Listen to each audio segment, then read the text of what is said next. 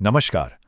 सोचिए जरा, अगर दोस्ती और दुश्मनी सिर्फ हमारी आपकी भावनाएं न हो, बल्कि वो दो कॉस्मिक शक्तियां हों जो पूरे ब्रह्मांड को चलाती हैं। आज हम एक ऐसे ही दर्शन को समझने जा रहे हैं जो चेतना, इतिहास और हमारे होने के मतलब पर कुछ बहुत गहरे सवाल खड़े करता है। चलिए इसे बिल्कुल आसान भाषा में समझते हैं। इस पूरी फिलॉसफी की जो जड़ है ना, वो इसी एक लाइन में है। ये दुनिया को अच्छाई और बुराई के एक बहुत बड़े बैटलफील्ड की तरह देखती है, जहां एक तरफ एक परम मित्र है, यानी ईश्वर, जो हमें बचाने के लिए है, और दूसरी तरफ एक परम शत्रु है, रावण, जो हमें भटकाने के लिए है। ये सिर्फ कोई कहानी नहीं, बल्कि दुनिया को देखने का एक नजरिया है। तो इस पूरे कॉस्मिक ड्रामा को समझने के लिए हम इन 6 स्टेप्स से गुजरेंगे। दोस्त और दुश्मन की पहचान से शुरू करके एक नए सुनहरे युग के वादे तक पहुंचेंगे।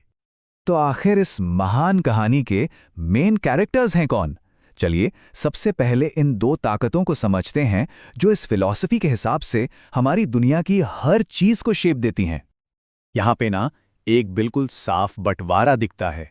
एक तरफ है ईश्वर, मुक्ति देने वाले, हमेशा का सुख देने वाले, और दूसरी तरफ है रावण, दुख और बंधन का कारण। ये सिर्फ किताबों की बातें नहीं हैं।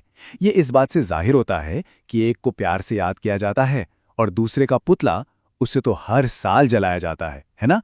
ये बुराई पर अच्छाई की जीत का सिंबल बन गया है। अच्छा, ये तो हो गई बड़ी बड़ी ताकतों की बात, लेकिन इस पूरी कहानी में हम कहाँ हैं? हम कहाँ फिट होते हैं?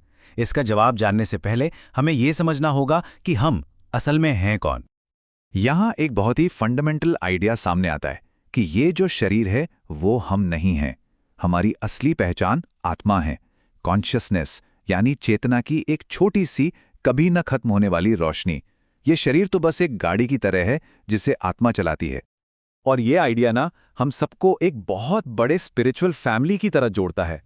अगर हम सब आत्मा हैं तो इस नजरिए से हम सब भाई बहन हुए, और ईश्वर यानी परम पिता परमात्मा, वो हम सबके एक ही पिता हैं, जो हमारी ही तरह निराकार हैं, यानी जिनका कोई शरीर नहीं है। ठीक है, तो अब हमें कैरेक्टर्स का पता चल गया है। चलिए अब उस स्टेज को देखते हैं जिस पर यह पूरा खेल खेला जा रहा है, यानी दुनिया के इतिहास का चक्र। इस फिलॉसफी के हिसाब से हिस्ट्री सीधी नहीं चलती। ये एक साइकिल है, एक चक्र जो बार बार घूमता है। इसकी शुरुआत होती है सतयुग से, गोल्डन एज, जहां सब कुछ परफेक्ट है, पवित्र है। फिर आता है त्रेता युग, जहां पवित्रता थोड़ी कम हो जाती है। उसके बाद द्वापर युग में बुराइयां दुनिया में घुसने लगती हैं, और आखिर में आता है कलयुग, आयरन एज, जो गिरावट का सबसे निचला पॉइंट है। और इसके बाद साइकिल फिर से शुरू हो जाता है। और ये साइकिल हमें ले आता है हमारे आज के समय में, जिसे ये फिलॉसफी सबसे मुश्किल और चैलेंज वाला युग मानती है। इस टीचिंग के मुताबिक हम अभी कलयुग में जी रहे हैं, जिसे रावण राज्य भी कहा गया है।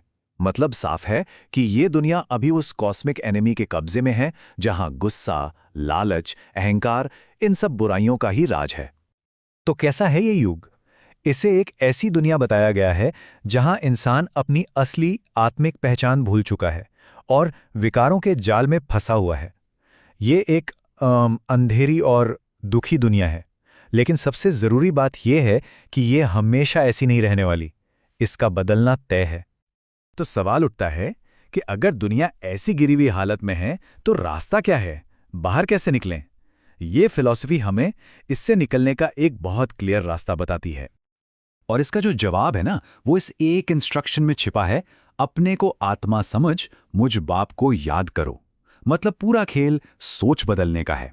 ये सोचना छोड़ना है कि मैं ये शरीर हूं, और ये महसूस करना शुरू करना है कि मैं एक आत्मा हूं, और फिर उस एक परमपिता ईश्वर को याद करना है। तो ये प्यूरिफिकेशन का एक पूरा प्रोसेस है, एक तरह की स्पिरिचुअल स्टडी है, समझ लीजिए। इसका मकसद है खुद को तमो प्रधान यानी विकारों से भरी अंधेरी हालत से निकालकर सतो प्रधान यानी एक पाक और डिवाइन स्टेट में वापस लाना। इसकी शुरुआत खुद को आत्मा समझने से होती है, फिर दुनिया के रिश्तों के मोह से डिटैच्ड होना, और आखिर में अपना दिव्य हक वापस पाना। तो आखिर इस सारे एफर्ट का, इस पूरी स्पिरिचुअल जर्नी का नतीजा क्या है? प्रॉमिस क्या है? वो है दुनिया का पूरी तरह से नया हो जाना। इस पूरी बात को एक बहुत सिंपल फॉर्मूला में समझाया गया है। अलिफ को याद करने से बे मिलती है। अलिफ अरबिक पर्शियन अल्फाबेट का पहला अक्षर है, जो यहां एक ईश्वर यानी अल्लाह या बाबा को दिखाता है, और बे है दूसरा अक्षर जो बादशाही यानी राजपाट को दिखाता है। सीधा मतलब एक ईश्वर को याद करो और स्वर्ग का राज्य पाओ। तो इस रास्ते पर चलने का जो अल्टीमेट गोल है वो है इस दुख की दुनिया से आज़ादी और एक नए स्वर्ण युग में जन्म।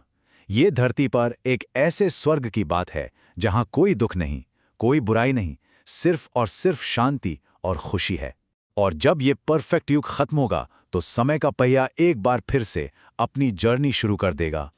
तो ये जो दर्शन है ये हमें उठने, गिरने और फिर से उठने का एक पूरा साइकिल दिखाता है और ये हमें एक बहुत बड़े सवाल के साथ छोड़ जाता है। अगर इतिहास सच में एक परफेक्ट रिपीटिंग साइकिल है तो इसका हमारे अपने भविष्य के लिए क्या मतलब है?